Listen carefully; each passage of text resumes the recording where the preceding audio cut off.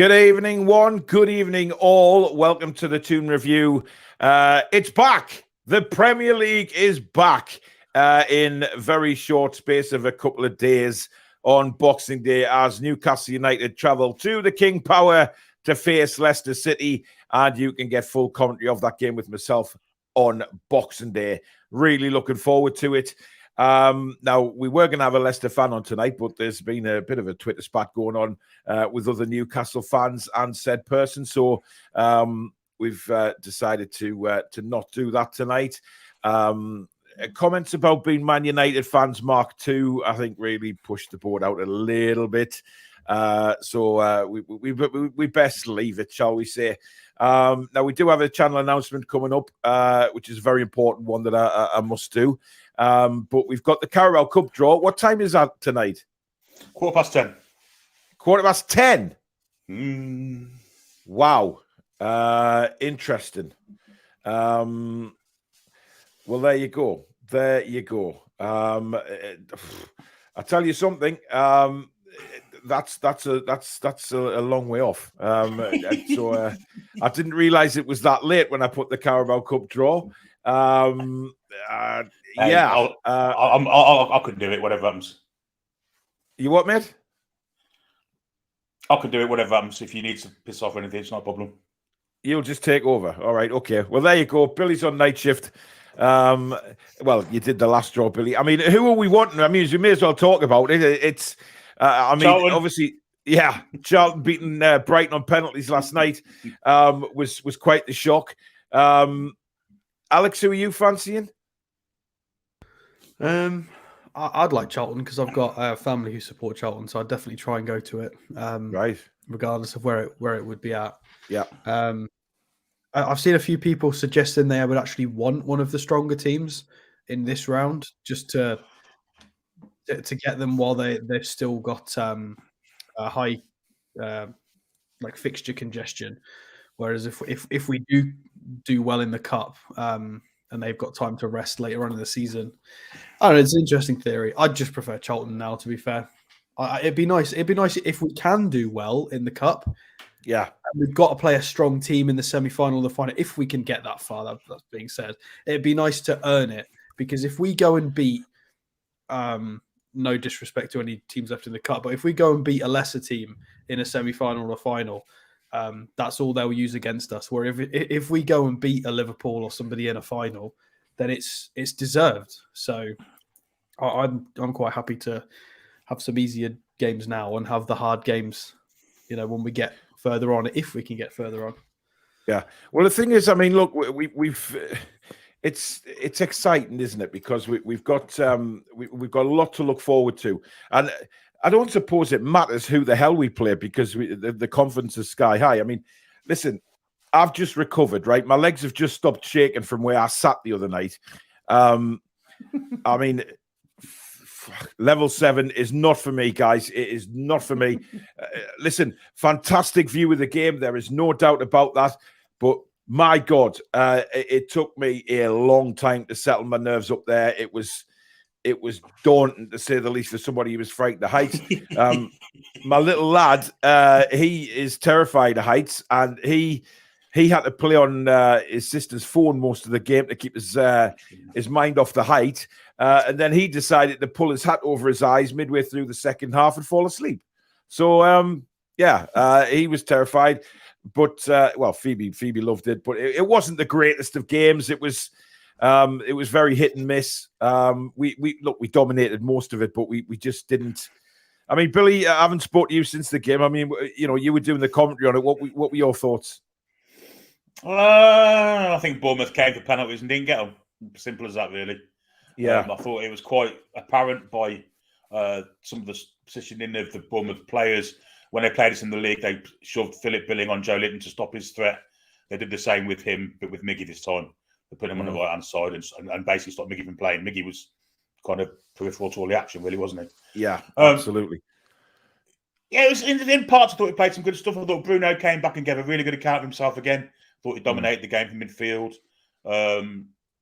I thought the referee was appalling. I thought we should have had a goal and a Oh, penalty dear me. also. Don't get me started on him. Me and Alex were absolutely crucifying him from around round about the second minute of the game. It was shockingly bad. It really was. But in know. the main, I thought we deserved the win. And more for Bournemouth trying to play penalties. Simple as that. Yeah. Now, I haven't looked back on your commentary, Billy, but what did you say when Chris Wood missed that sitter in the dying moments of the game? I think I said the word horrific about 4 times, and I think I also said it wouldn't be surprised if Alex or Paul has nodded that one back from the stands. Well, it was dreadful. I mean, it was an awful miss. Horrific. Alex, you didn't really have any kind words about that either, did you? I mean, he struggled to get reasonably good chances from open play. He's not going to get much better than that. And I'm really angry because obviously there's been a lot of Maxi hate recently for some weird reason. And he should have had at least a couple of assists in that game. He played a few brilliant balls through to people. Wilson should have done better with the ball played through. Murphy was slightly offside on that lovely pass through, and he played Wood through. 3 huge high value opportunities, and Wood's got to bury that. If he's going to continue to not bury chances like that, it's hard. It's so hard to support him. I want him to do well because he seems like a nice guy. He's good at his pens, but it's nice to have an option with a different physicality and a different energy. But it's just not working. It's just not. He doesn't even have, like some people say about certain players, they have the odd good game. I mean, against Chelsea, his pressing was good, but where's the odd good game? If we got a penalty, he probably would have scored, but that's all he can do. The chance was on the penalty spot. The chance was. Well, it was, yeah. It was a but the thing is, he even had it. Yeah, he had a chance to actually take a touch first. Yeah. He was in that much space, but there you go. I'll say the same I did about Kane. Just get it on target at least. Who scored, Billy? Haaland, 1-0 Man City. Oh, wow. Haaland already. Jesus Christ. I bet he's missed playing football, him. But anyway, guys, if you do enjoy tonight's show, as usual, please do hit that like button for us and tell YouTube that something incredibly stupendous is happening on this channel. And if you're new and like what you see, please do hit that like button. Hit the subscribe button, not the like button. What am I talking about? Hit the subscribe button, become part of the Toon Review community, and also the notification bell, which will let you know when we go live or we upload. You can become a member of the Toon Review if you hit the join button just down there underneath the video itself. And, of course, you can donate to the channel as well by hitting that $sign at the bottom of the live comments. That will take you through to your chosen payment method. So thank you very much in advance, everybody, for that. So we'll get a few comments in.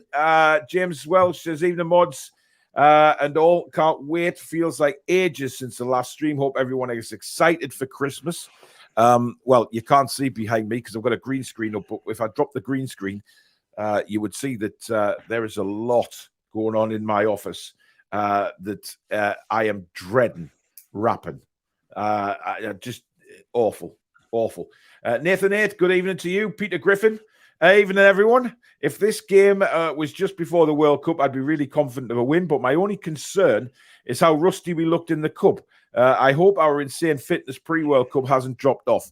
But Alex, we said before the game that this is probably why he's playing a very strong side, so they can get a good, 80 minutes before the substitution, a good while on the pitch, just to get the legs going again and get going as a team again. So it's probably good that we've had that game. Yeah, definitely. I think it's a double-edged sword in that we wanted the strongest team to try and progress, and secondly that Leicester are no pushovers. The key to beating a Leicester side is high energy because they've got, despite their high technical ceiling, they don't like being rushed at all, like Samari and Didi and stuff. And we need to be, if we can play our standard pressing game and our high tempo, they're going to really struggle. So we need to make sure we bring that energy, and that is the key to comfortably beating them. I think we can if we bring that tempo. So playing a pretty much first 11 in the cup game was hopefully important in that. Do you feel the same, Billy? Was it a good move by Sir Ed? Yes, absolutely. Get minutes in the players' legs ready for the more important game to obviously the club as the league progression. staying in third place and getting to maybe Champions League place. Yeah, I think getting minutes in the players' legs was a crucial thing. And I thought some of them looked a bit rusty, even though they played in the friendly. I thought Longstaff weren't so good as usual. And Miggy obviously wasn't in it as much. But in the main, I thought they looked pretty good and pretty fit, and the pressure was... I mean, Longstaff was still making the runs, wasn't he? It was just that sometimes the ball was overhit to him, or he just couldn't get on the end of him. But they still try. There was the good thing is they were still trying, weren't they? It was all still... They were still passing it about. I mean, I thought we dominated, actually, but, they did have a couple of odd chances. Great save early doors from Pope, but, nothing really that threatened us after that. Les says, evening all, how was level 7? I was up there once versus Villa. It was like the old Atari game, Sensible Soccer. Look, it was terrifying. I'll openly admit it. I'm scared of heights. I don't like heights at all. And when I walked out from climbing what seemed like a million stairs, I was knackered. And when I walked out, when I first got up the stairs, I could glance across and see that I would see the view way across the East Stand. It was much higher than that. And then I walked out, and I swear to God, walking up to row Q was bloody terrifying. I was grabbing onto the rails every time there was one available. God knows what people thought as I was shuffling past to my seat. And then I sat down, and I thought, my head's gone here. And I said to Alex not long afterwards, sat down, that my legs had gone because I just couldn't feel my legs. They'd just gone to jelly. But, as the game went on, obviously I settled down a little bit and started enjoying the game. But I didn't stand up for the goal. I will openly admit I did not stand up because I was bloody terrified. But I did stand up at the end and cheer them off. So it was terrifying, but we got through it. I mean, me and Alex were just generally just talking about the game anyway. Most of it just assessing the players and stuff. Pedro says, fingers crossed if Maddison plays, he doesn't score. Good evening to Ian Fleming. Peter Bill, good evening. Hope we keep up the push for Champions League. Carl, good evening to you. He says, definitely don't want Dubs back. He was shockingly bad yesterday. I haven't seen that. What happened with Dubravka? Because the Man United fans were in raptures about it, just laughing at him today. Within a minute, he tried to throw the ball in his own net and then was given a back pass, which he let drop it, go under his foot and almost trickled into an empty net. Within a minute, this happened. Well, that's probably what happens when you sit him on the bench for 2.5 months and destroy his confidence. Of course, he's going to be a bit shaky and serve him right. But what did they expect to happen, Alex? What did they expect to happen? He was never going to go there and be number one, was he? Well, to be honest, I don't think he has any sympathy from Newcastle fans. If I'm honest, very few anyway. But the issue is there were definitely European and Cup games where he was completely overlooked in the first 4 to 6 weeks, where he could have got minutes, settled in really early. Yeah, and they didn't let him do that. They just played De Gea like 20 matches in a row. Of course, he's going to look shaky when he plays. Definitely.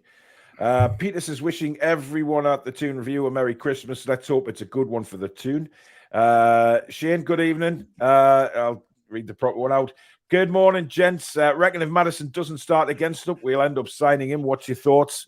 Well, I'm pretty confident that we're going to go for him. I may be wrong. I may be completely left field on this, but look, I just think all those sort of cryptic messages on his Instagram and the way he was with the players, over in the World Cup, it says a lot to me.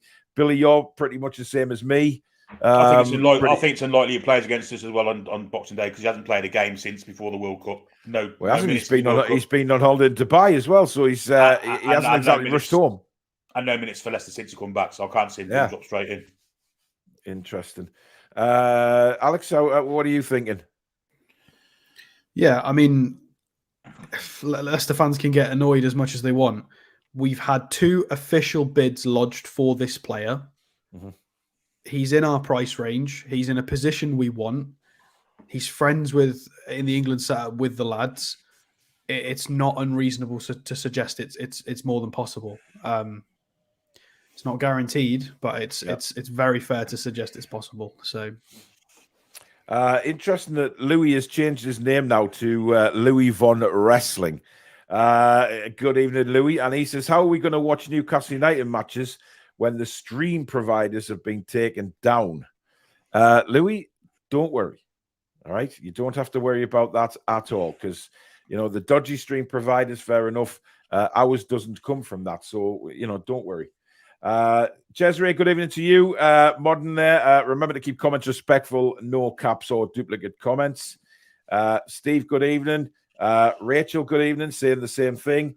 Do you want to see what Chris has put in the chat? Yeah, put it Can on. do.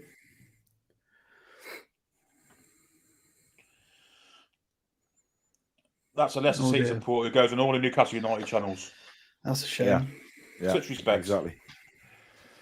Yeah, he just didn't like the fact that somebody had said about Maddison, and he then called us entitled and obviously Mark. I think he's gotten offended by. I think he's gotten offended by people who are willing to wind. There's obviously some of our fans who are trying to wind people up, and he's bitten. Yeah, but to be fair, we've taken it for 15 years. We've taken this kind of banter for 15 years, and just but he should understand that these are just people trying to wind people up, and then he's taken it a little bit too seriously and emotional. Yeah, we're not all like that. No, we're not. But if you're going to start arguing with our fans on Twitter, then we don't want to be controversial. We want to be a fun, nice channel who provides good content for people. So it's quite simple. It's not personal. Just if you're going to argue with everyone on Twitter, we're not going to work with you. It's not personal. Yeah. So, but I'm a twat. So there you go. Irani Granny's in the house. What you laughing at, Alex? No, I'm just laughing in general because it's sad. It's quite sad. It's 1-1, Billy. Yes. Yeah, and the goal scorer is, I think it's Cavalier. Wow, the youngster. Wow, well done. Right. Yeah. Rani Granny says, channel announcement is Paul is not 6'5". No, that is not the channel announcement. But listen, I am. I can categorically say. Geordie Metal, good evening. Steve says, who cares? We can beat them all. Kungle Fox says, give us Man United or Liverpool. Get them gone. We'll hammer them. Look at the confidence. But, we're entitled now, aren't we? Wes says, evening Toon Review Farm and Mods. Matt says, hi, Paul, Billy and Alex, chatters and Mud Squared. James says, I don't mind who we get. As long as we perform, I will be a happy mag. We fear no one right now, which is very true. Top G, good evening to you. KB, good evening from Belfast. James says, Bruno reminded me of Lauren Robert with his black long sleeves under the black and white. He was absolutely knackered, by the way. I don't know how it came across on the watch along, Billy, but from where we saw in the stands, he was wrecked. Yeah, he ran his bollocks off, didn't he? Yeah. And he had an outstanding game. He ran the game. Let's be perfectly honest about things. He ran the game. He was everywhere on the pitch. He just did everything you wanted him to do. And for a man that's hardly played football for the last 4 or 5 weeks, I thought it was outstanding.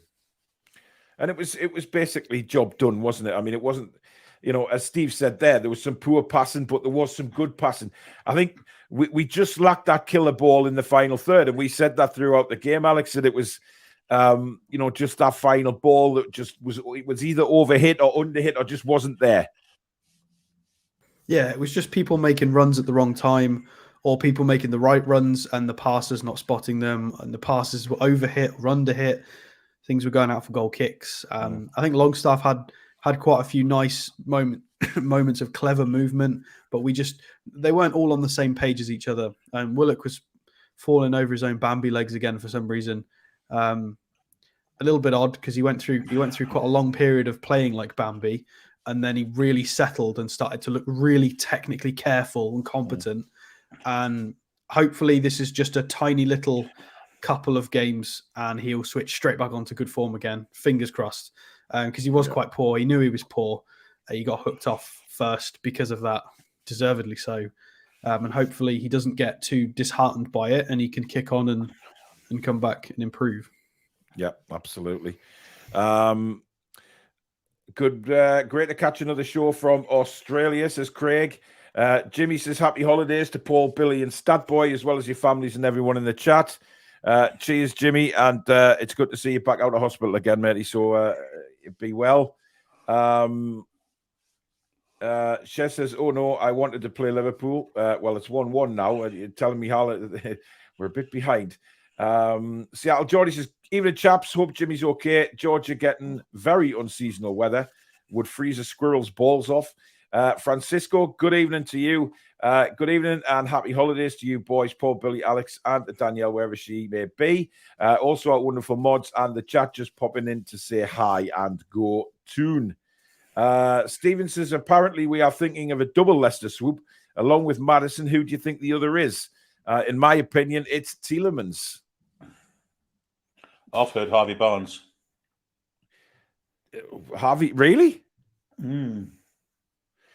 Not an official, of course, but that's what I've heard. Yeah. Look, I mean, there's some talent at Leicester. There's no doubt about it. There is a lot of talented players at Leicester. It hasn't happened for them this season for whatever reason that may be. I don't know, but it really just it hasn't happened. David says, I've just watched Matty on the Magpie channel talking about the signing of Messi. Possible or not?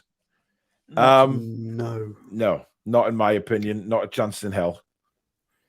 And I mean, I'm sure there's got to be more context to that because Matty doesn't normally say strange things. So there's got to be more context to that.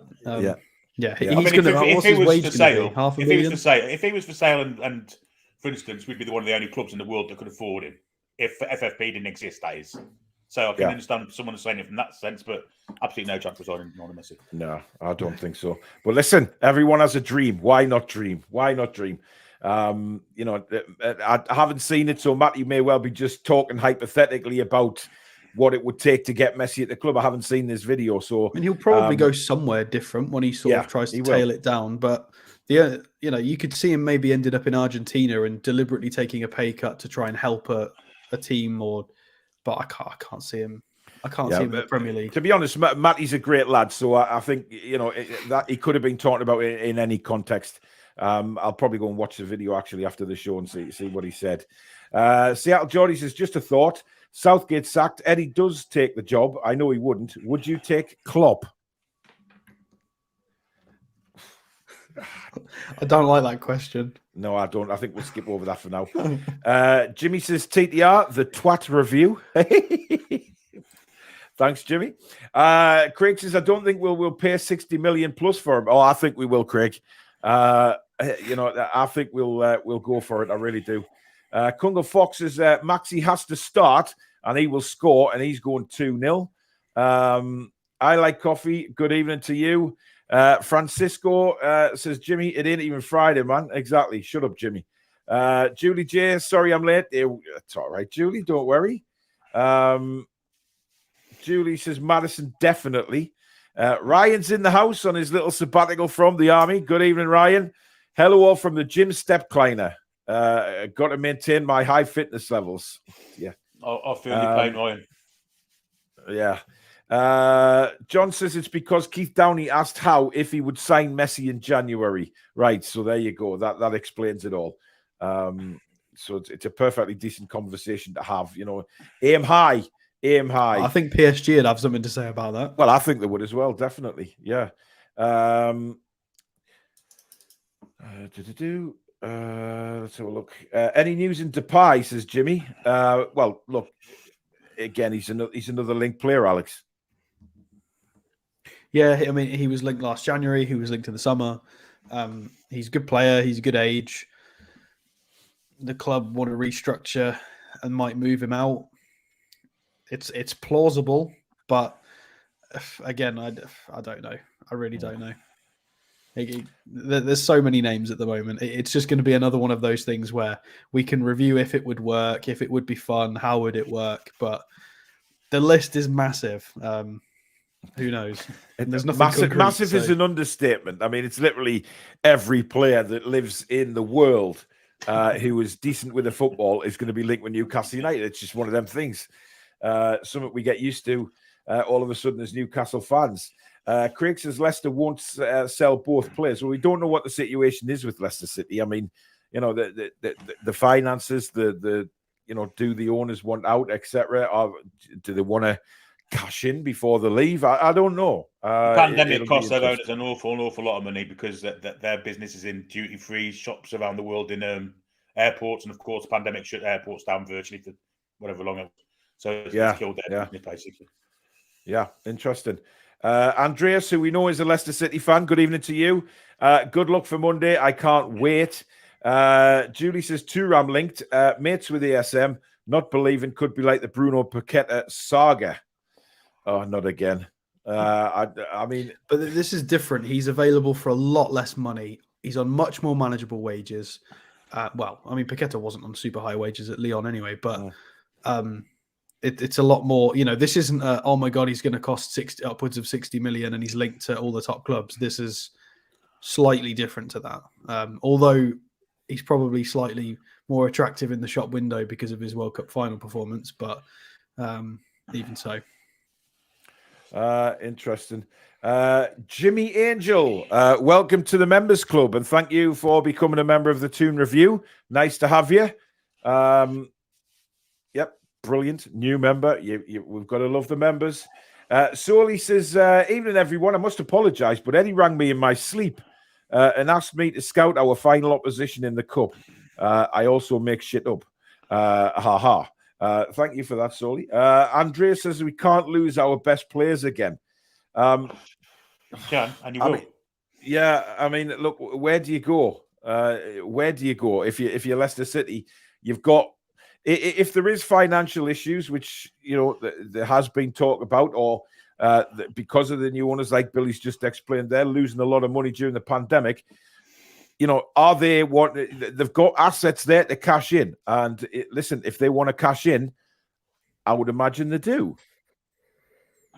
Well, it depends on the owner's long-term vision for the club, because they've got to be really careful how they handle this next at least season, because they've got players aging out. They've just lost Kasper Schmeichel. Vardy's 35. Johnny Evans isn't young.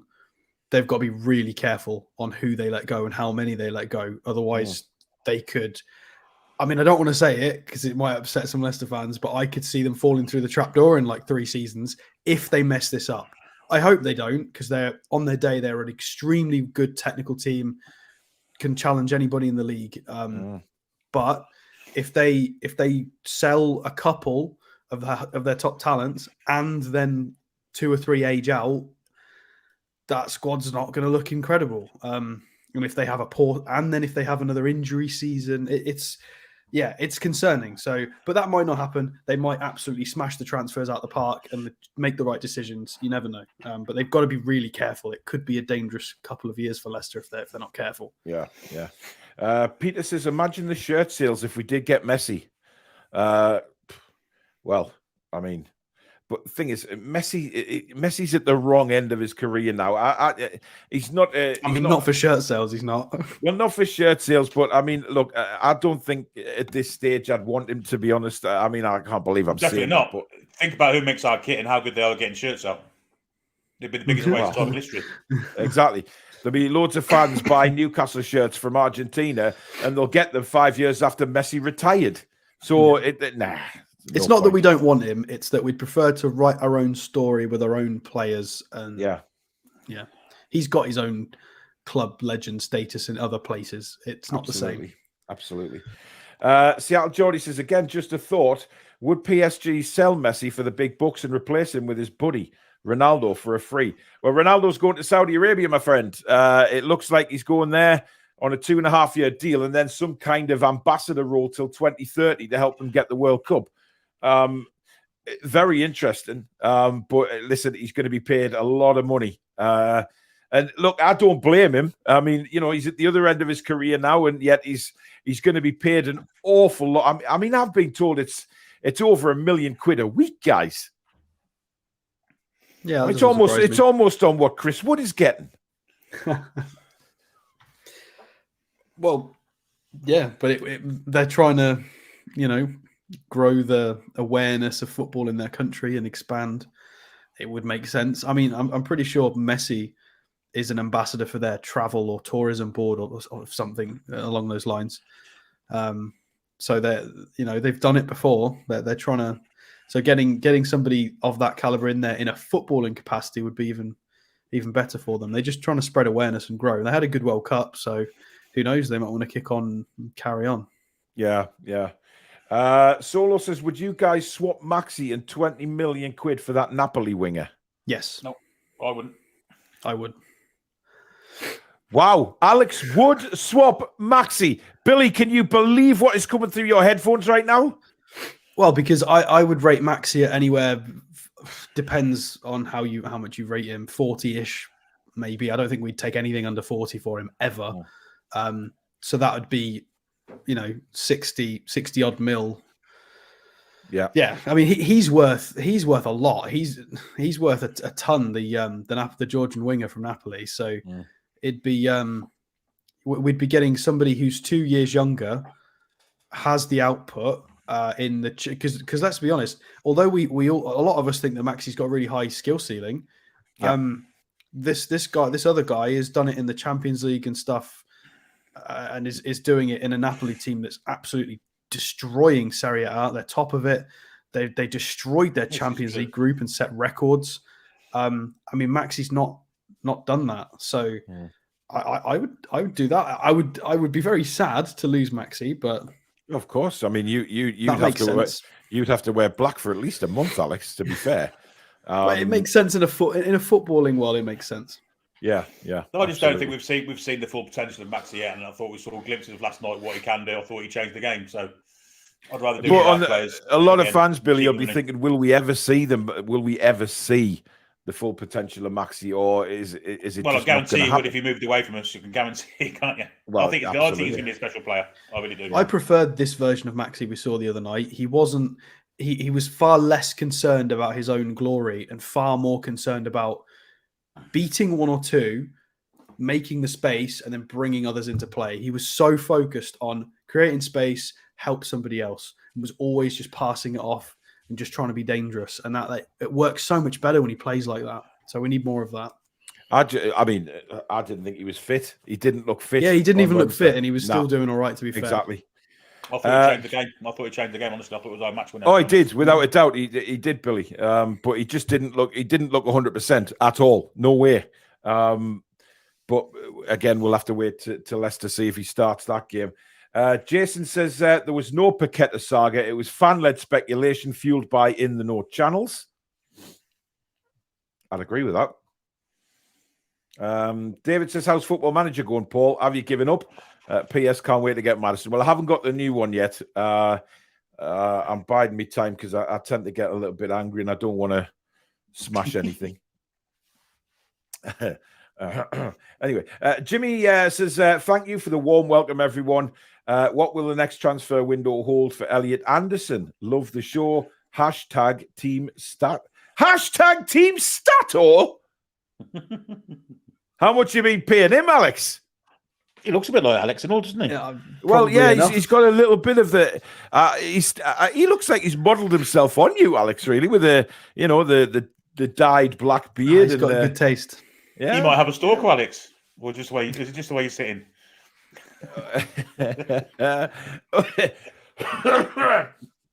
Anyway, Spike Milligan, thank you for your £20 super chat, buddy. He says, TTR, keep on entertaining. Thank you very, very much. Toon TV, Jack, I need to speak to you. Can you drop me a message on Instagram tonight, please? I really want to speak to you about getting things sorted that we spoke about earlier in the year. We've got another super chat in from Beetle Greg 07. Thank you for your £5 super chat. And he says, who remembers Paul Kitson? Great show as always. Kitson was really hit and miss for me. Really hit and miss. He was a stopgap, wasn't he, between Andy Cole and Les Ferdinand? Basically, that's what he was. Yeah. But we got him a few goals. We got him from Leicester, didn't we? Did we? Yeah. Was it not West Ham? No, we sold him to West Ham, I think. Oh, right. Okay. Well, there you go. Mason says, I wouldn't mind taking Madison, Yuri Tielemans, and Harvey Barnes. Oh, well, yeah. Let's just get three of the players and cripple the arse off them. Julie J says, Dubravka. Who is this Dubravka? Never heard of him. I don't think she's really wanting Dubravka back. I Like Coffee says, Messi can add a Premier League trophy to his collection with us. I'm not sure that's high on his list of priorities at the moment. Yeah, a Premier League title. He needs it. I think the fact that you guys stayed silent for around 6 seconds there just said it all for me. Congo Fox says, I think we need a proper pacey left back. Love Dan Burn, but he gets caught out a lot. I mean, he did put that wonderful ball across in the second half for Miggy. First half, which I still can't believe how he missed that. I mean, I've seen it 2 or 3 times since. I thought it was staggering that he didn't actually just rotate his body and smash it in with his left foot. I mean, he's not right-footed at all, so just adjust your body and tap it in with your left foot. Bob's your uncle, Fanny's your aunt. It's a goal. Maybe that's why he's not been using his right foot. Yeah. It was probably too close to goal. We wanted to be about 25 yards out so he could bend it in top corner. Yeah. Yeah. Only scores bangers, doesn't he? Yeah, absolutely. Jason, good evening to you, matey. Ryan says Messi just completed football. Last thing he wants is to be partaking in our project. Yeah, Messi is already a tourism ambassador. Kunga Fox's Shea Given is doing the Carabao Cup draw. Charlton incoming, lads. As long as he's not drawing any away balls, we'll be all right. Yeah. What about Jude Bellingham? No, not happening. Any Alex, Jude Bellingham? It's too early for a signing of that caliber. It's just too early. I don't think there's any point in. We're not going to know when. I think you never know. The club might spend that money in the future, but I don't think we're going to know when that happens. And we are no way in any position to start pulling the trigger on £100 million+ deals. Absolutely no way. We've not got any of the revenue and the sponsorships in place yet. No, there's no way. If our highest earners are on 125k a week, apparently, we're not going to be pulling the trigger on £100 million deals. We did it on a £60 million deal, and that was because Chris Wood got injured early and they panicked. We were looking at strikers of that talent anyway, but that I think that's it for now of that price. Maybe I'm wrong, but I mean, Larry says Bellingham wouldn't come to us at this current moment. I agree with that. David says, well, it started a viable debate. I think Matty has over high hopes, but on Matty's corner and Alex's point, also viable. I don't think Matty was hoping that Messi signs us. I think, judging by what's been said, Keith Downey had put a thing out, about Messi, and Matty's sort of saying, asking the question, what Newcastle fan would want to sign Messi. I mean, I think a lot of fans would say yes. A lot of fans would say, well, he's over the hill kind of thing, but he's not over the hill, but he's at the wrong end of his career. And I don't think that's what Eddie Howe will be looking for, signing somebody like him, who, let's face it, he wouldn't press.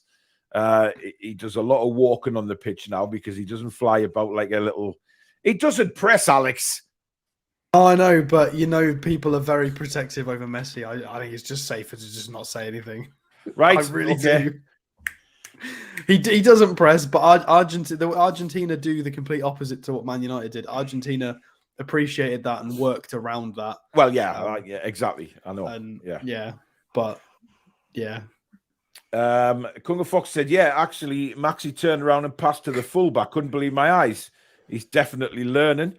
David says, swap Miggy while he's hot and play him on the left and Maxi on the right. Eddie loves inverted wingers. He does. Bellingham's younger brother has been linked with us. Yes, he has. Now, whether they think that just because his surname is Bellingham that he's going to be as good as his brother, or whether the scouts. Well, there's a lot of Birmingham fans suggesting that he's better than Jude was at the same age. Yeah, but again, I think it's hard unless you're a Birmingham City fan. I think it's really hard to give any analysis because there's just not enough data on him at the moment. Soli says Maxi with competition would be a completely different beast, I believe. Possible. Maybe he's not. Seattle Geordie says, playing devil's advocate, Messi has said a few times he did not want to play in the Premier League. It's his last chance saloon time. He won't come to the Premier League, guys. Let's just forget Messi, shall we? Steve says, James Pope, at some point, we might have to do it. Do what? Not sure. Louis says team twat. I mean Paul. Oh, you're funny. You're funny. Just because you wrestle. Julie says that's what I meant by saga. It was fan-led saga. Anyway, any chance we could get Bellingham? Maybe the older Bellingham, no, as we just discussed. But I think maybe the younger Bellingham certainly been linked. We'll just have to wait and see. Irani Granny says hashtag team caviar. Oh, we're getting all the hashtags now. Here we go. Of course, Irani Granny would go for that one. Mandy says just watching this show, but going to work soon, so we'll catch up tomorrow. No problem, Mandy. Nice to see you. Jimmy says Kitson signed from Derby County. That's right, he did. Yes. He went from Leicester to Derby, then Derby to us. That's right. Yeah, he'd been around a bit before he actually came to us, hadn't he? He'd had a few clubs. He did a tour of the East Midlands, apart from Forest. He was Leicester, Derby, then to us. Yep. Andrew says Miggy is our Messi. Well, there you go. Larry says Messi would rather lift a kebab to his mouth at this moment in time. Well, he'd have no problem doing that in Newcastle. Cheers, Jack. Thank you. Ryan says, imagine how many more assists ASM would have if Chris Wood wasn't his striker. Exactly. That's a very good point as well. James says, my chat isn't working. Well, it is because you're there. I've seen a few comments from you, mate. Stephen says, anyone see the egotistical Salt Bay get the messy cold shoulder? Or that chef guy. Ridiculous. Absolutely ridiculous. Ryan says, anyone want to take a chance at Sancho? Yes, I would. Well, Julie says on loan, perhaps. One of the most technically gifted players at Dortmund, and was like he was beating Messi for assists or goal contributions or something for like a large period of time while he was at Dortmund. Absolute freak of nature. He's just been completely mismanaged and miscoached and everything in a poor Man United side. Well, they've improved now, but they were really poor. They were poor with him in it, Alex, and better with him out of it. So, I mean, I think they used him wrongly, obviously. So, yeah, obviously it was a wrong club at the wrong time for him, wasn't it? I mean, all right, if we'll make this easy, shall we then? All right, Sancho or Fraser in the squad? Hardware. Yeah. If anyone answers Fraser, go and take your Does it upgrade the squad? Is it the right age profile? Yeah. Is it? He's English? Yes. Yeah. There you go. Ticks every box. Yeah. Wayne says, lads, what did you think of ASM? Well, what I've seen of the team, they looked a bit rusty until ASM came on, and he looked like he had been well oiled. Well, he wasn't fully fit. I do know that, but listen, he did, as Billy said, he changed the game. We looked a real threat, and as Alex pointed out earlier on, he could have had 3 assists had the finishing been a little bit better. But you've also got to take into consideration he's got Byrne, who is not a fullback, but he's playing at fullback. He's not a fullback, and then he's got Wood. So apart from passing central, which he's doing, his runner beyond him is Chris Wood, and his fullback support is a centre back. And he still did fine, to be fair, against Bournemouth. So you've got to give it some context. Whereas Miggy on the other side has got Trippier behind him. Imagine if we had a player of Trippier's caliber backing Maxi up on the left. Yeah. Completely different story. Interesting. David says, I love the young Brazilian Andelo Gabriel. He plays Malik on the right wing, but can switch wing and left-footed. He plays Malik. Angelo Gabriel, I think. It has to be. Who's Malik? He plays Make. I don't know what that says, David. I'm bad enough at football's names anyway. But maybe it's meant to be mainly on the right wing. Probably. Yeah, I mean, we've looked at him in a few transfer shows, and he's pretty mental for his age. Absolutely. Ian Skinner, good evening to you. Jordan, good evening. Yes, nice to see you last night into Metro Centre outside Primark. Yes, I was standing outside Primark waiting for Susan to come out of Primark because I did not dare enter that place. Jesus. James says, how dare you criticize Messi? I will have to unsubscribe. Only joking, of course. I didn't criticize him. All I said was he was slightly, about to go over the other side of the hill. And I'm not wrong. You know what I mean? It's as bollocks. Right, Alex, I know you've got your graphics, but what we're going to do now is just do the little bit of tell you about that. If you are enjoying the show, hit the like button. Please do subscribe if you're new to the channel. Come and be part of this wonderful community known as the Toon Review, and hit that the notification bell, which will let you know when we go live or we upload videos. We're right back in it again now as the season starts again, and of course you can become a member by hitting that join button just down there. And become a member of the channel. And also, if you want to donate to the channel, like some wonderful people already have tonight, you can hit that $ right at the bottom of the live comments. And we do some merch, guys. We do some merch, and these are the new bits of merch when I find them. There they are. We've got that one, which is to obviously our countdown. We're going to rise. I'm 6'5", believe it or not. And then, of course, we have the Toon Review car sticker to put in your car and promote your favorite YouTube channel. And this is where you find it all, guys. So let's get down to business. I've been waiting, think I wanna make that move now. Baby, tell me if you like it. Tell me if you like it now. I've been waiting, think I wanna make that move now. Baby, tell me how you like it. Let's get down to business. There you go, guys. The toonreview.co.uk, your place to go for all your Toon Review merch. Foxy says it looks like we missed our chance on Andre Santos. Chelsea getting a bargain for 20 million euros, but will probably ruin his potential like they usually do with youth. Yes. Yes. Anthony says reclining with TTR and some hobgoblin. Or Hobgoblin? I thought it was Hobgoblin. Here's Hobgoblin, yeah. Right, okay. In my can holder, I'm like a king. The brother would be a good shout, of course, talking about Bellingham. Perfect leg up to his career. Paul Gallant, good evening to you. Right. We do have a channel announcement to make, guys. Quite some big news. Some disappointing news will probably for a lot of people. We have to announce that Danielle has left the Toon Review. In no way fallen out or anything like that. It's just Danielle has decided to step away now because of stuff going on in her life. She has to prioritize things. She has a very, very, very busy job, and it takes up a lot of her time, as you can imagine. And obviously, she has a home life to live as well. It is a shame because Danielle's been part of this channel for a long, long time. She will always, always be welcome back with open arms. But she has officially now left the channel. We won't be getting a replacement in for Danielle because it wouldn't be right. It wouldn't feel right. That's for a start because of the charisma and everything that the four of us had on the screen. It was very important to us, and it was very, it was everybody was at ease with Danielle, and she wasn't frightened to put her point across to anything, even though she took a lot of hammer on social media at certain times for certain things that she said, which were just her opinion.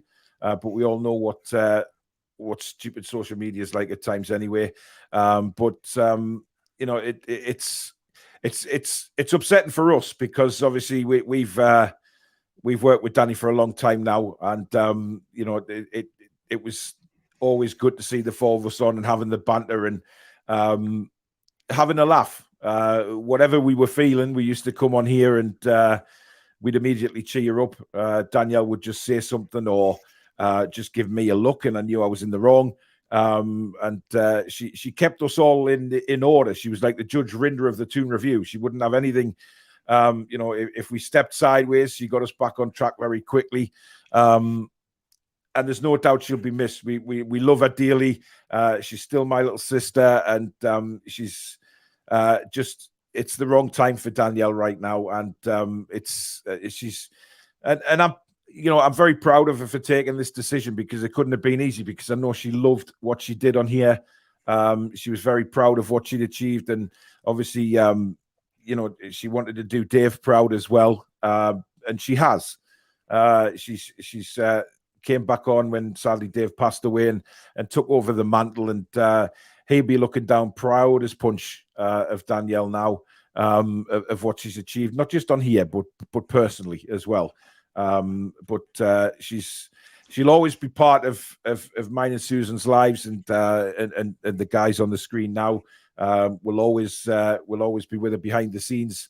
But it's just she'll no longer be part of the Toon Review, which is very, very devastating for us. You can understand that, the three of us are very close to Danielle. So behind the scenes, Susan, Julie, all the mods, very close to Danielle as well. But it is one of those things that we have to announce tonight, that Danielle has left the Toon Review. But we're not replacing her, because I don't think that would be right, and I don't think we'd ever have that charisma with anybody else. I mean, there was Jade before Danielle, who was fantastic as well. And they are the only two really that have ever been sort of the Toon Review family. And it's just one of those things. So it'll be the three of us moving forward. And you'll just have to put up with our ugly mugs for now on. But the three of us still have that banter. We still have that charisma. The channel will be exactly the same. The jokes will always be there. But she'll always be there in the background, and that's the main thing. So, there was no malice. Danielle was good enough to text me the other day and say that she would be stepping away. But I'll always be a big brother to her, which was lovely, and said some lovely things about Alex and Billy as well. And I think, she's got to be praised for that, for taking such a big decision. But it is what it is. And it'll be us three moving forward. So we hope you do stick with us. And we will bring you the very best shows we can with just the three of us. We will always continue to do that and think of new shows to keep bringing you and keep going for the future, because we've got a lot of stuff planned. And, things behind the scenes that take time to plan out and put into fruition. But it will happen. And we just hope that you'll stick with us. I know a lot of people are disappointed and upset that Danielle's left, but hopefully you will stick up. You will stay with us, basically, and hopefully we can continue to get your fantastic support on all the shows and help this channel grow to where we really want it to go, which is up and away. But that's the sad news. I mean, Billy, anything you want to say? It's just an honour and a privilege to be able to work with Danielle the past 9 or 10 months. She's an absolute credit to the city of Newcastle and to Newcastle United Football Club. I've thoroughly enjoyed every minute of being on screen with her. Our little chats, obviously in the chat, in the WhatsApp chat. Yeah, she's going to be a massive loss to us. The chemistry the four of us had is unique, I think. I don't think anyone else has got the same chemistry as what us four had. It's up to us now to try and continue in that same manner. But yeah, she'll be sadly missed, and it's a privilege and an honour to work with her. She's a fantastic caster. Yeah, Alex. Yeah, it's difficult and strange because I've never been part of the channel without her. So, I joined after we lost Dave, and I don't know any different. So it's a bit odd, but it's a personal decision that we've got to respect. And hopefully we'll still see lots of her at games, and it won't change too much. It's just, it's a hard commitment for, it's a lot of work behind the scenes, a lot of planning. Not only do we have to watch all the games and keep up with the news like you guys do, but it's also show prep, show planning, coordinating, and then doing the shows alongside all full-time jobs as well. And it's a lot. It can be a lot when it gets busy. So it's completely understandable, and we support the decision. And as Paul said, she's always welcome back whenever. So, yeah. Thank you, guys. Thank you, everybody, for the kind words on the screen. I'm sure if she's probably watching or watching it when she can, and she'll see all the lovely comments. So thank you very much for that. Now, moving on to it's time for the graphics. So you'll probably see on these graphics who Alex thinks is going to start against Leicester City, which would be very interesting. So here we go. Alex, take it away. Well, not necessarily who's going to be starting. This is just who was already on the graphic. So, That's not fair. I mean, So much I'm to- pretty sure this is who started against Bournemouth. So it's It very is, yeah. likely. So obviously the key thing we're looking at here is this Leicester side. So this is the side that lined up in their 3-0 victory against MK Dons that's just happened. I went back and watched all of that game. Strange game. Really, really strange game. They were poor in parts of it and then picked up considerably. And after an hour, they were very much on top. MK Dons just completely had nothing left, and they destroyed them in the final half an hour. But a lot of interesting things happened in the first part of the game. They really, as I said earlier, they don't like being rushed. Tielemans and Samari, both of these two guys, don't like being rushed at all. Samari's prone to a mistake. As was Barnes, had quite a poor game in terms of just lacking a little bit of quality. But there were a few times where he made some really good runs, and when he makes the right run, he can be really, really dangerous. But their heads do drop. Castagna can be quite poor as well. But this Luke Thomas had a good game. We've not really seen much of him. I'm not sure if he's ever played against us, but he looked really bright, actually. I think did he not?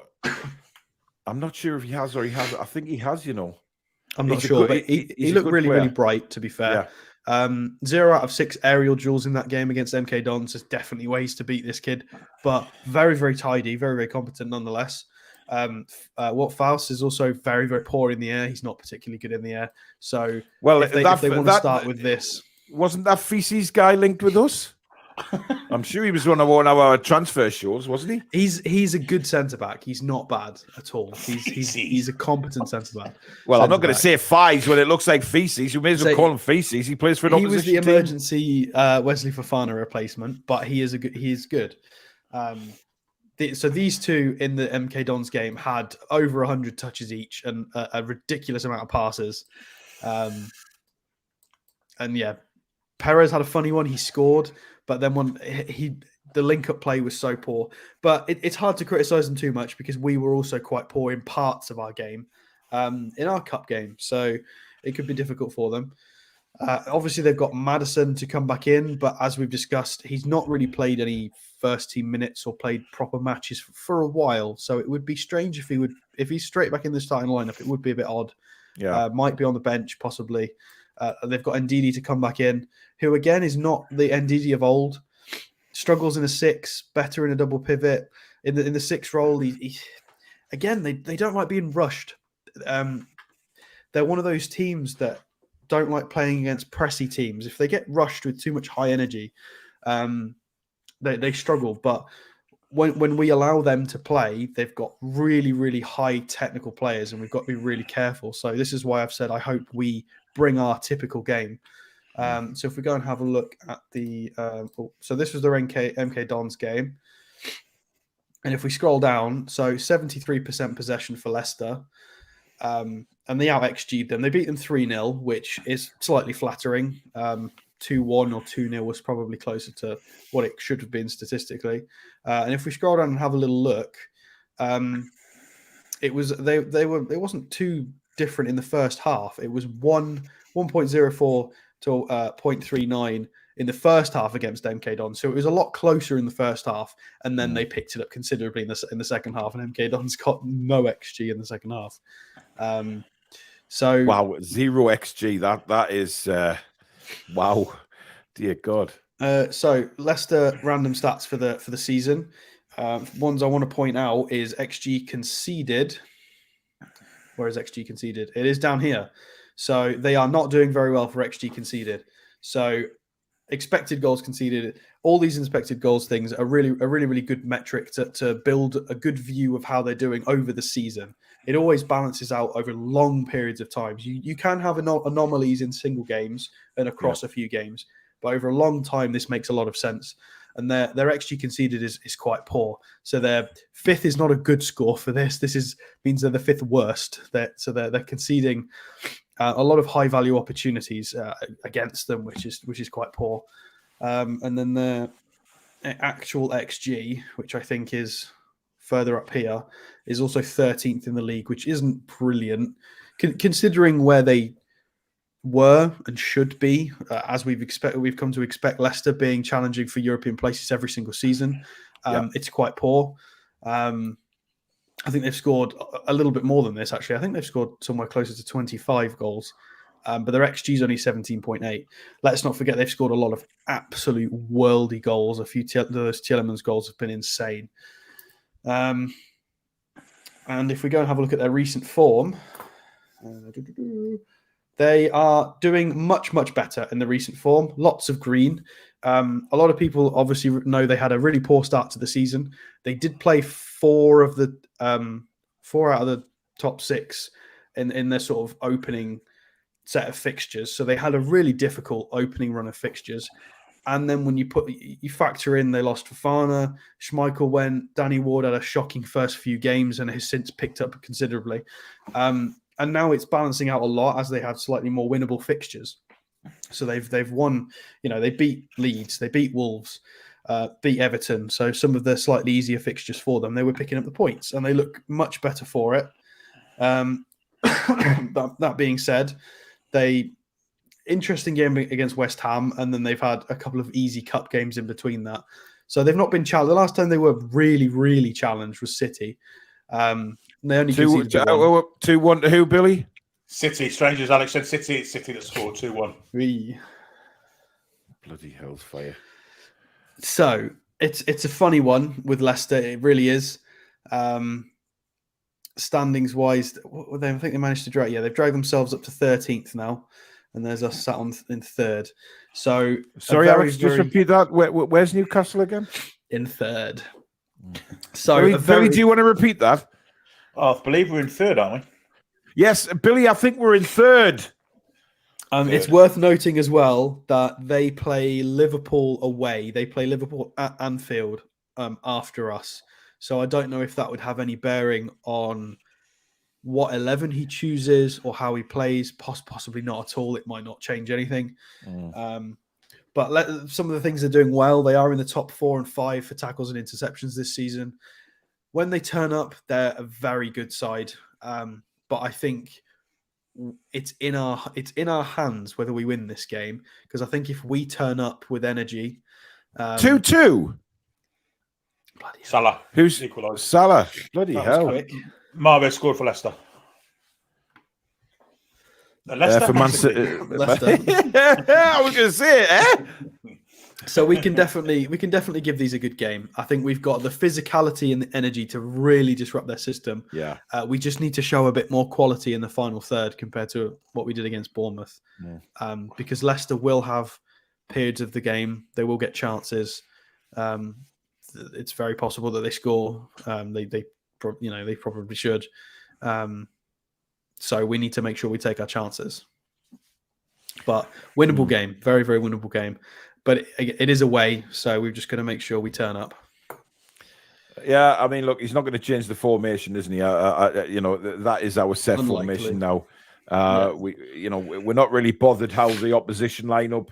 Eddie's bothered about how we line up and how we play more than the opposition. And I think that's hopefully how Leicester are going to be all through the game on Monday. It just cramped back and can't get out because of our consistent pressure.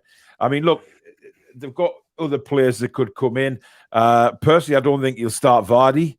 I think Vardy's a bit part player at Leicester now. Again, he's the one that's he's just over that hill, Billy, would you say? Just creeping back to the other side? Still a quality centre forward, though, isn't he? Still knows where the net is. Absolutely, lost a couple of yards of pace, which possibly got him into those situations in the first place. But he's still a danger. I don't see him playing either. I think he'll play Daka or Iheanacho. Yeah. Well, I think 2 strikers available as well, of course. Yeah. I mean, look, if he goes with them, Amate and Feces in defence, I think we've got a chance of scoring some goals. I really do. I do. I see. If he plays Look, I don't know, Alex. I've seen Feces a couple of times, and I just do not rate him. I don't. What do you agree about him? What's I think he What's can the be issue? good at. I think he can be hassled. aerially, potentially? Yeah, and I think Callum Wilson will really bug him. It's the same as that other one with the pet pony haircut, the Soyuncu. Soyuncu. Yeah, it's possible he, well, he's a pile of bollocks I mean, and all. So I'm there's quite a good confident. video. Tifo did a good video a couple of months ago about what's going wrong at Leicester, and explained certain aspects of this. They've improved some of it, but a lot of it still stands with Samarian and Didi and Tielemans. Sometimes the energy's not there. They don't like pressure too much. There was a few times in that MK Dons game where Samari got robbed. If we can bring our standard pressing game, then a bit of physicality. Hopefully, I'm praying to God we can get some centre backs scoring some goals from set pieces. This is the perfect game, in my opinion, for Botman and Cher to get something, because they've both gone close a number of times. Obviously, Cher scored a bullet goal, which he normally does every season or so, but they're both due a proper centre backs headed goal from a set piece, and I hope they get one. Leicester went through a phase of letting goals in from set pieces also. Yeah, But they were this poor at fixture, defending them. this particular fixture, it's the only time in the season where you can hear, well, it's fair to hear a Newcastle United fans say, I hope we get Steve Bruce's last performance against Leicester ahead of Eddie's last performance at Leicester, we should say. Because Leicester with Steve Bruce at I was going to say Filbert Street then, the King Power, we absolutely slaughtered them, didn't we? Probably his best performance under him. Yeah, but and just a shout out to all the those Leicester fans who have those stupid wooden spinny things that make the fucking worst noise in the world. Them the spin round, and it makes you want to rip your own arm off and hit yourself over the head with it. And the fact that it's apart from them little bloody wooden crappy things, the atmosphere is bollocks. The only way it sounds good at the ground is because the drum and the singing is right next to where the commentary box is. So when I was there, it was absolute shocking. But if anyone waved one of those stupid feckin' things in my face, I would have knocked them out. Honestly, ridiculous. Whoever invented them wants really shooting.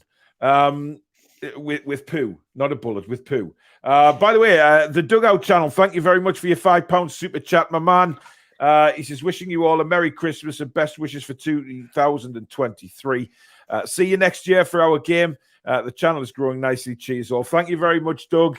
And if you want to catch some more, Doug's channel, the Dugout Football channel, is on YouTube. Go and give Doug a subscribe. He's a fantastic lad. He's a friend of the channel, comes on here many times, even on quizzes. And he's quite the knowledgeable fan. So go and give him a subscribe if you enjoy your football channels. Solly says, I'd be amazed if Maddison starts. Craig says he is back from Dubai and will come on as a sub, according to the Leicester channel. Well, he's not that fit. makes sense. That seems the most logical Possible. Yeah. thing to happen. He's not fit. When the 5 down to get a couple of minutes in his legs. Yeah. If they're not winning after an hour, I could see him coming on as a sub, and that would be the only situation that would make logical sense. Or he could turn around to Brendan Rodgers and say, look, Gaffer, I'm signing for these guys in a couple of days. I didn't want to play against them. Delta Force says, I wish I didn't have this feeling, but I think Leicester will win. Law of averages, Newcastle are due a loss and Leicester are about to hit form. I've seen nothing. What do you mean Leicester are about to hit form? I mean, they're doing all right at the moment. Yeah, It's but not Damas. Indeed. But look, whatever you think of the Carabao Cup game, just put it to bed. That it was the first competitive game back after the World Cup. We got through. How many times have we said when we watch Man City or a Liverpool play and they scrape through by the odd goal, we all turn around and say that's the sign of a quality side when they don't play very well but still get the result. Now it's happening with us. So keep the faith, guys. Keep the faith. Well, one thing is worth pointing out that I don't think we've mentioned this before, but it's very rare you see us have 2 bad games in a row. Absolutely. Because normally they go away and they absolutely grind everything, the coaching staff, and they clearly work on, like, how many more in-depth things have we seen in our play in the last few months when we came back for the new Premier League season. All of the changes to set pieces, all of the new short corner routines, they are constantly working with these lads on improving them, improving the team. So they will have gone away and highlighted everything that we did wrong and could do better Absolutely. from the Bournemouth game. So very rare you see us have 2 bad games in a row. Yeah. Cockeyed Cyclops says, freezing me knockers off here in Salt Lake. Glad we are back on track. How are the lads and lasses? Julie J says, when anyone mentions Schmeichel, why do I think of the dog in Coronation Street? I don't watch it. I wouldn't know, Julie, but I'll take your word for it. Soli says, I'm pretty sure they have had months, and I reckon medical before New Year's Eve and signs on the 1st. Ooh. Interesting. Top G says, Toon had the best form in league with 5 consecutive wins before the break. Hopefully another good run coming. Absolutely.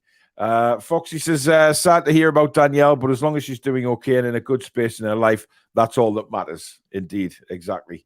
JB just confirming that. Where are we in the league again, Billy? Just below second and above fourth, I believe. Yeah. Would that make us third? I believe it does, yeah. Yeah, because you know how we're entitled and all that, Billy, yeah? James says, sorry I didn't catch there. Where is Newcastle in the table again? Jack says, I swear I can remember we're in third. Rachel says, what was that, Paul? Third, did you say? I did, yes. And, it must be right because Alex and Billy backed me up, so we've got to be in third. I mean, what sounds even better than that is the fact that we are above Tottenham, Manchester United, Liverpool, and Chelsea. That's incredible, isn't it? It's incredible. And Leicester.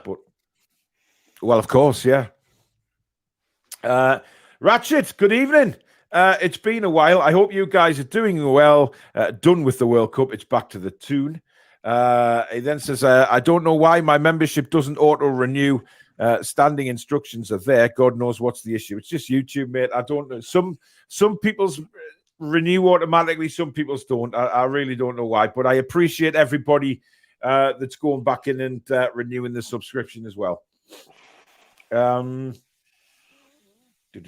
Foxy says, a lot of our fans were slating Leicester as relegation candidates after 3 to 4 games. Despite not spending a lot this season and losing key players, they have a very decent squad still. Yes, they do. Ratchet says, I'll join again once I'm watching from my laptop. Soli says, I don't want Leicester relegated, Foxy, not the slightest. Hillbilly, ouch. Yeah, take your face for a shit. Terrible.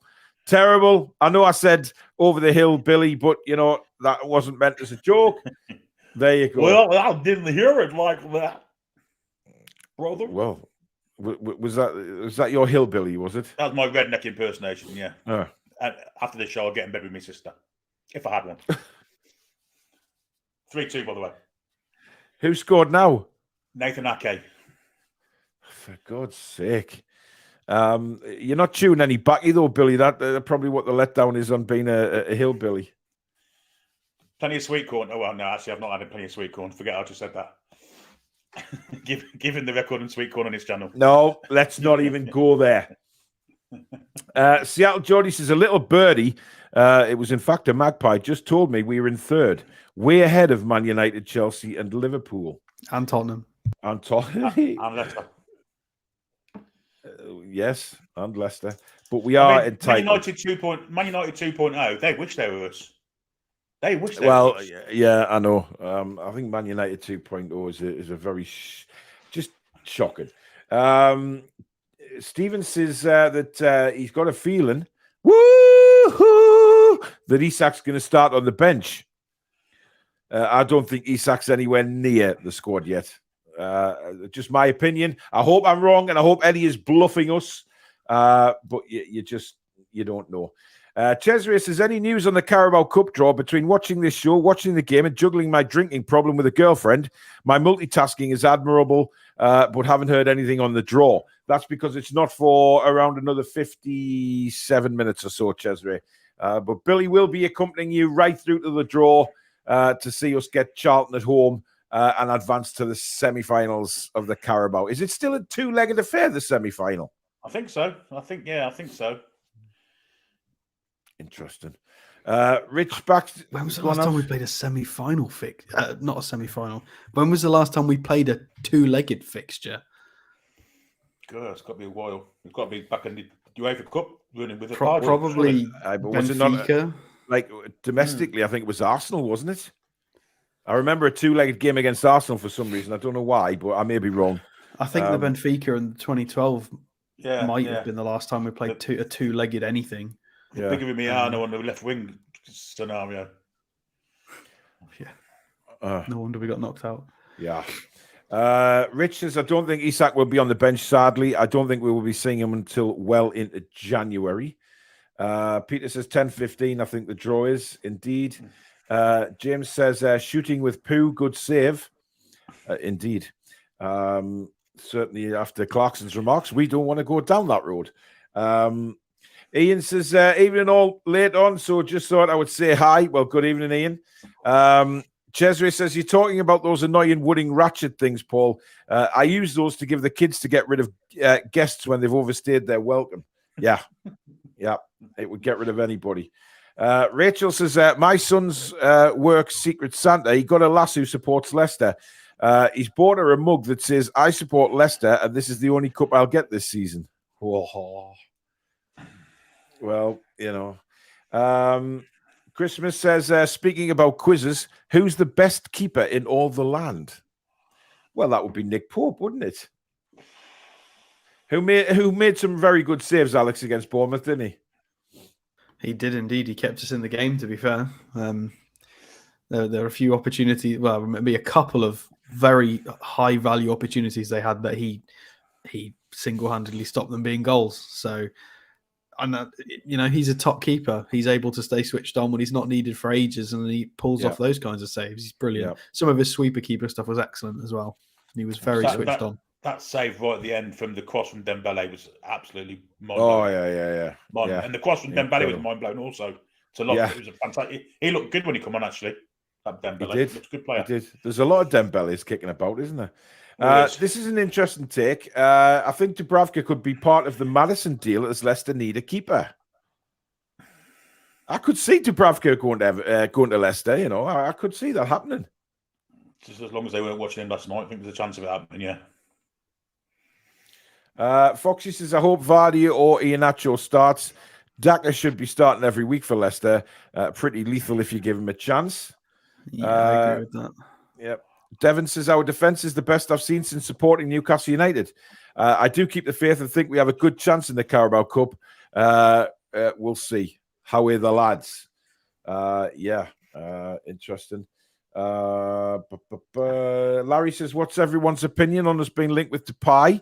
I'm personally not a fan of his. Well, if you're talking about the apple crumble pie, then yes, I'd very much like a bit of. I would love some pie, man. Could I add something into this? You want, Alex? I want to add something into this Depay thing again. I'm gonna keep doing this now. Right. So he plays forward or wing.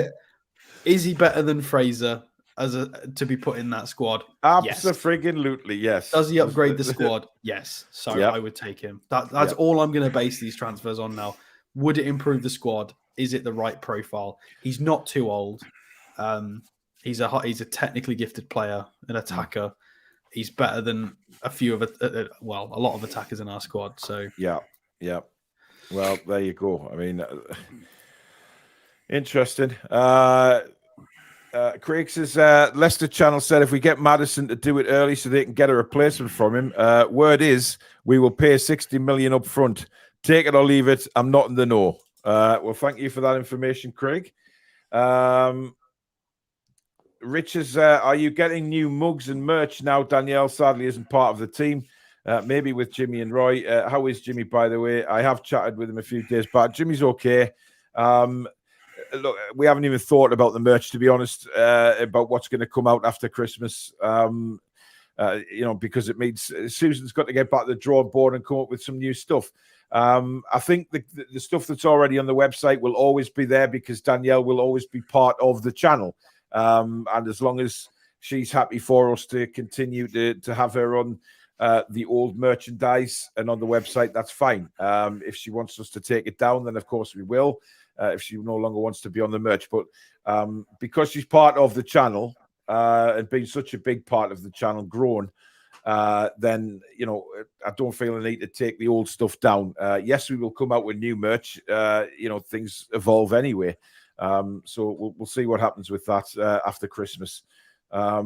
Ratchet says, first the vape, now getting in bed with the sister. One hell of an adult show we have here, right, Paul? Absolutely. Well, whenever you've got Billy Trey in the house, you always keep that finger over the mute button or the take him off air button. But you know what? It wouldn't be what it is without Mr. Trey, because we love him. So he's the quick-witted one out the lot of us, to be honest. Alex just with any jokes, Alex just says, I don't want to be part of this. I'm going to dye my beard again. And me, well, I just, upset countries. So we've all got a bit to do on this channel. That's certainly a fair thing to say. KB says, Danielle, farewell, God bless, and the best of luck in your new adventures, young lady. Absolutely. Ian says, has Danielle gone for good? Yes, she has, Ian, unfortunately. Julie says, back when we last played Champions League during the Entertainers era, must have been talking about the two legs. Rachel says, Ches, for a man that is multitasking, taken to another level. Absolutely. It's impressive. Toon TV says, didn't we play Rochdale in two legs in the FA Cup? No, the FA Cup's never been two legs. We might have played a replay against Rochdale, but not two legs. Definitely just the Carabao and Europe, the two leg stuff.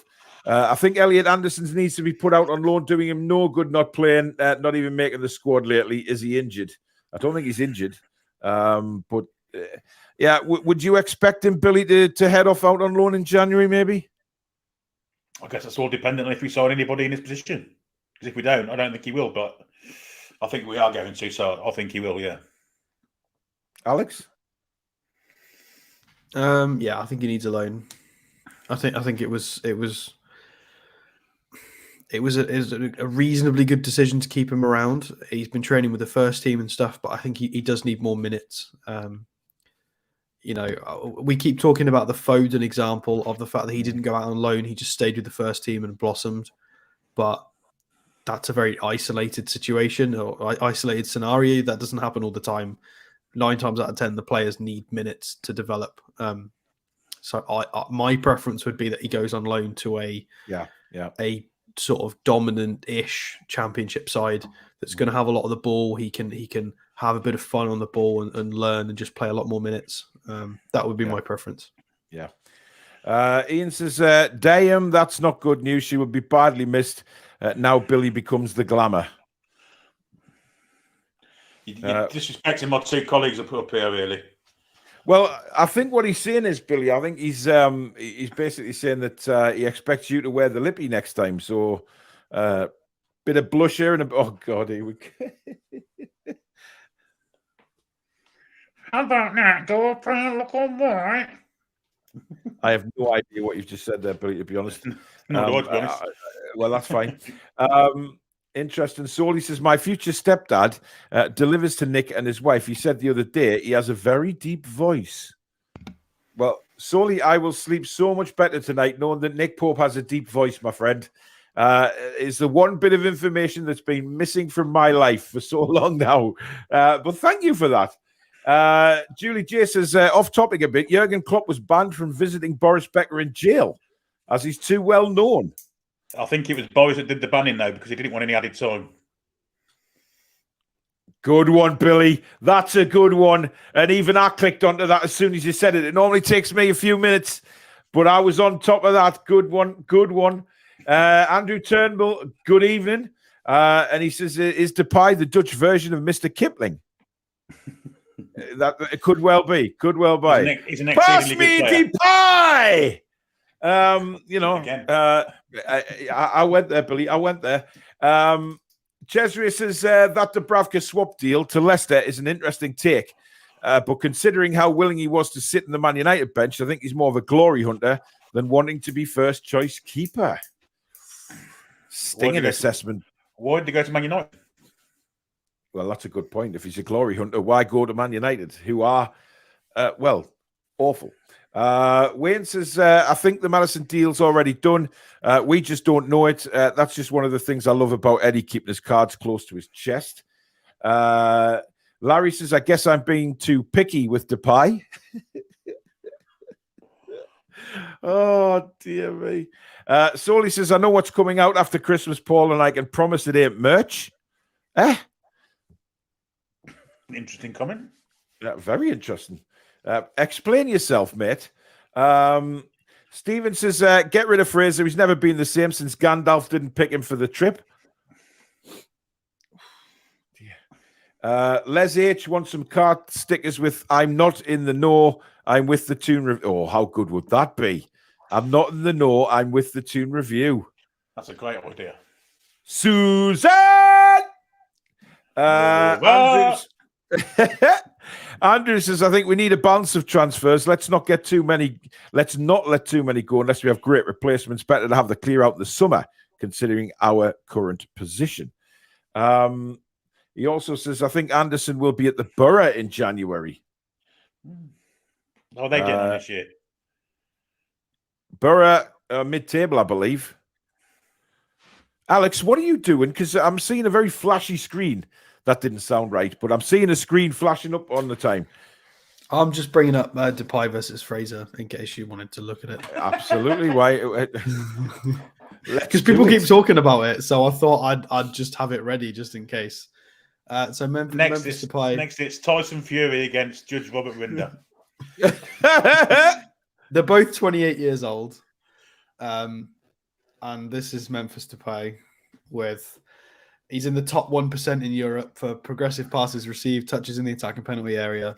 Mm. You know, he takes 3.4 shots per game. And this is Ryan Fraser, who is not a bad player, but he is not on the same, not even. Well, he's not even on the same universe as Memphis Depay, is he? Let's be honest. And they're both the same age. So if there's an option to have Memphis Depay in the squad, then I'm taking this guy, whose stat matches are Ferran Torres, Mane, Luis Diaz, Phil Foden.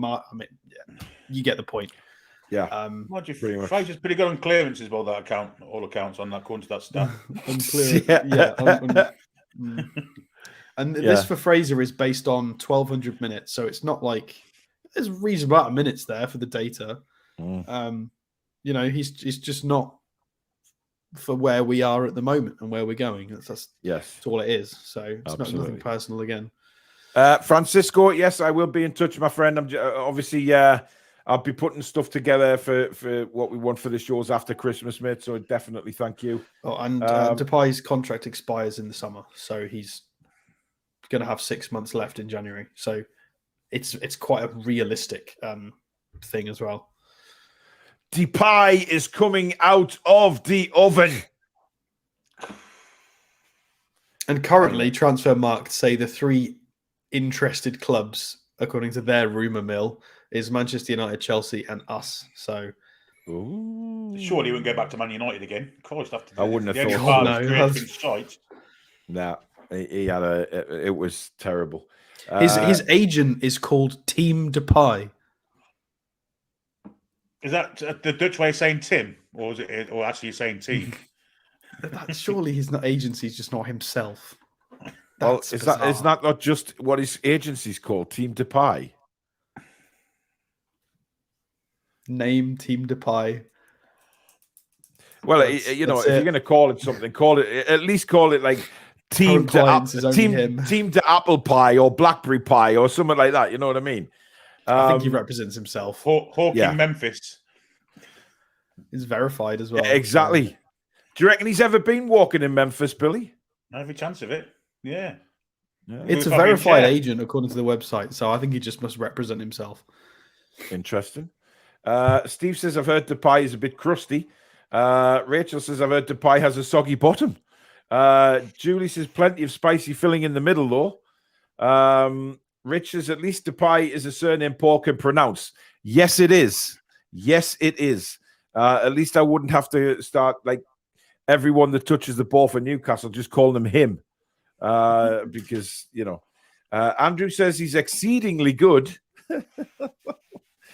The only comparison between Mr. Fraser and Depay is they've both got 2 arms and legs.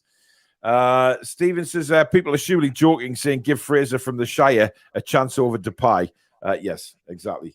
Les H is buzzing because he got a Susan. You did. Well done. Nice bit of meat and potato. He must have, if he comes to Newcastle, he's got to get like a sort of nickname which resembles something like that. We've got to call him Apple. Kate and Sydney. His Wikipedia says that Memphis Depay, also known as simply Memphis. When I was I'm walking sorry. in Memphis. I'm sorry, who's calling him just Memphis? I'm never walking heard with anyone. my feet 10 feet off a beat. Anyway. Scotty says, I've got to go, lads, but can I just say that I love you all and thank you as always. Long live the Toon Review. Thank you, Scotty. Take care, mate. Larry said he's a beast of a pie. Don't get me wrong. What's his wages like? I'd imagine it's hefty coming from Barca. Mm-hmm. Well, he's on a rumoured €200,000 a week at the moment. He is, so. yes. Yeah.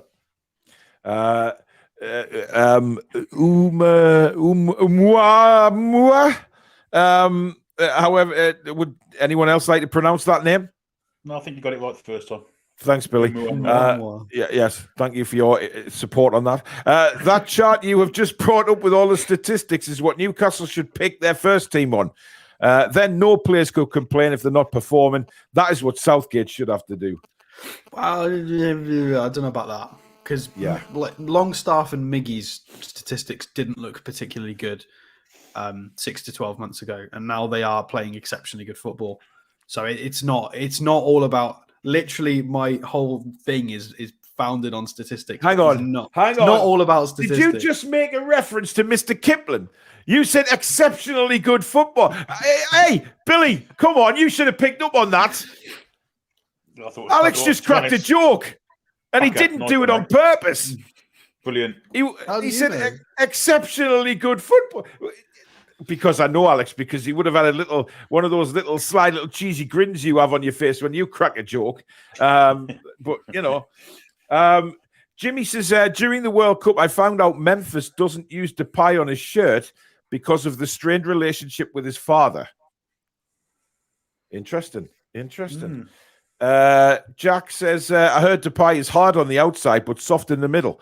Make of that what you will. I know it's a bad one. Jack, I'm afraid you have to take your face for a shite now, young man. Andrew says, I wonder if Greggs will be sponsoring like the brewery did with Shearer. Yeah. Although I'm saddened by Daniel leaving, I must say you three are great hosts. Each brings something unique and important to this show. So hats off to you. You have my respect and admiration. Thank you very much, Francisco. Lovely comment. Really appreciate that. Steve says Depay will turn the opposition into vegetables.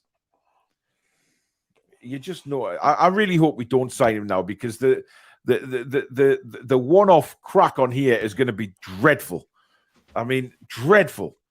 Rich says Oumuamua is an asteroid that passed us but looked like it was steering itself and created a huge buzz. It slugshot around the sun, just so you know, random info. Richard, no.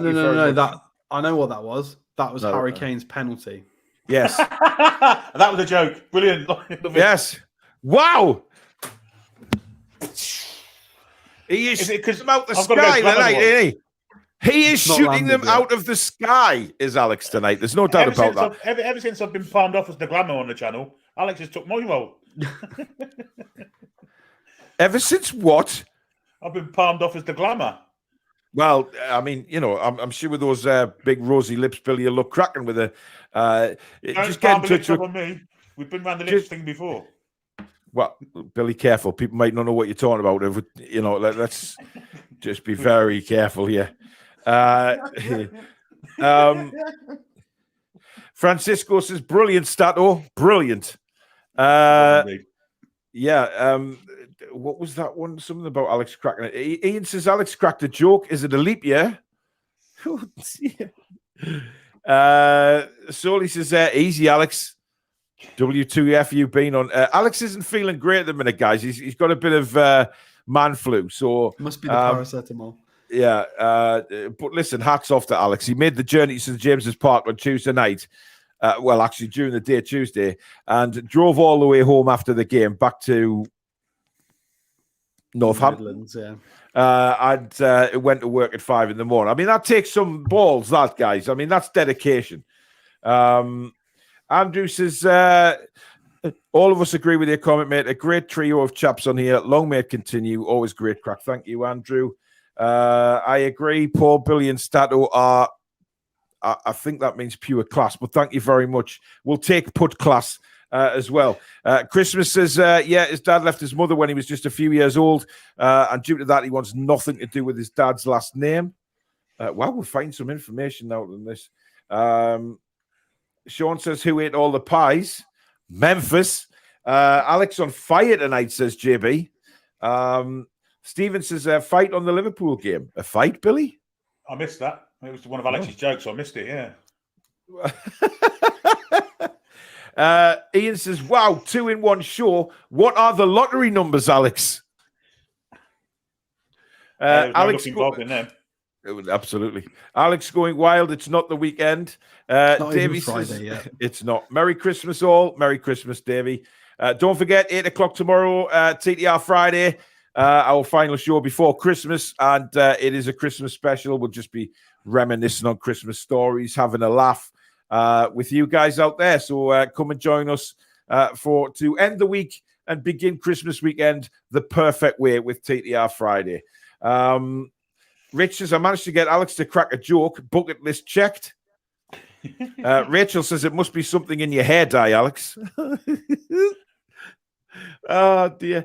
Julie J says, it must be the raw meat. Anthony says, poor billion start of pure class. TTR's leaps and bounds above the rest. Good crack and good knowledge. Thank you, Anthony. There is some great channels out there, though, guys. There is some really good channels out there. Les says, keep up the great work. You three guys are legends. Love watching the Toon Review. Thanks, Les. Annie says, sorry, Thomas, but I'm not liking Oslo already. Yes, Annie's in Norway. And I believe it's quite cold. So yeah, you need a good jacket. That's what it is. Yes. Yes, Annie, you need a jacket. Literally, my cousin lent me his proper like ice climbing jacket, and I had a t-shirt on underneath. That was it. It was fine. It's all about the gear. I mean, to be fair, I mean, Alex, you know, that's a valuable piece of advice. You know, you're going to Norway in December. Alex tells you to take a coat. Well, no, it's not. English people are not very good at winter clothes. Well, I know, but they're not going to go to Norway in the winter with a t-shirt on, are they? Well, I'm not on about that. I'm on about the fact that our jackets and coats are not great. Not for those temperatures.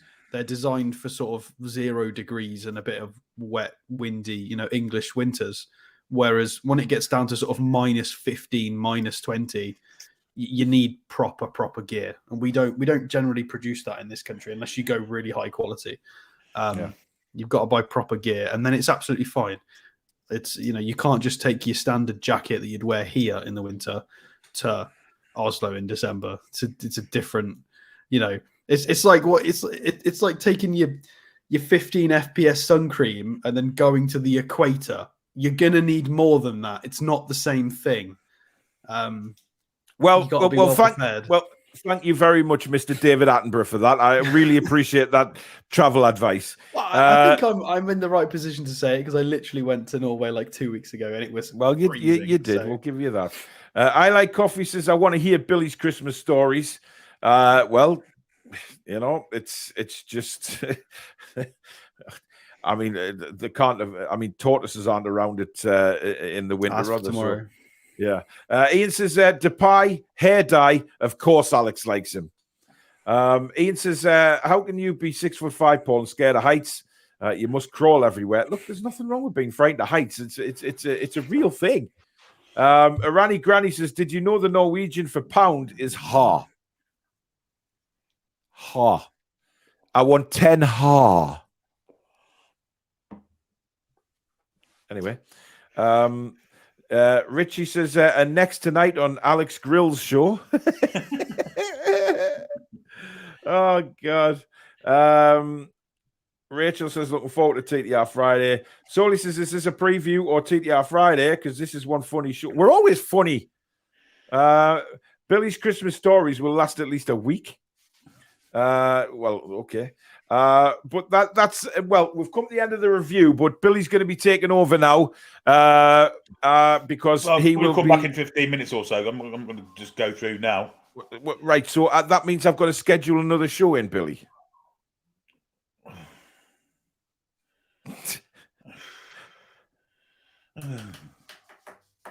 Nah, Do you just want to? Just leave it. People can watch it on Sky for quite. People can watch it exactly. They've got a television, so it's fine. We can do a little bit on the draw tomorrow night at the start of TTR Friday. Well, exactly. And I will have, of course, a video out tomorrow because there'll be Sir Edward.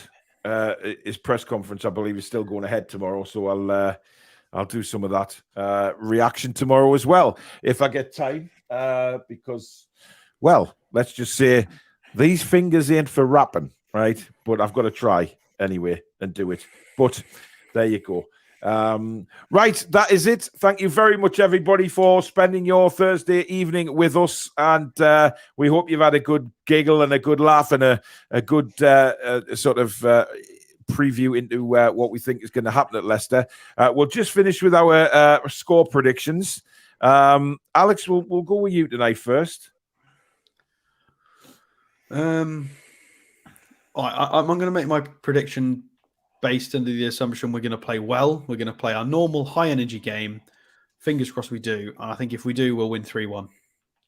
And who is going to score the goals, Alex? I think Longstaff will get one. I think he looks like he's in the mood at the moment. I think he's looking fit, strong. He's making all the right runs. One of them will go in.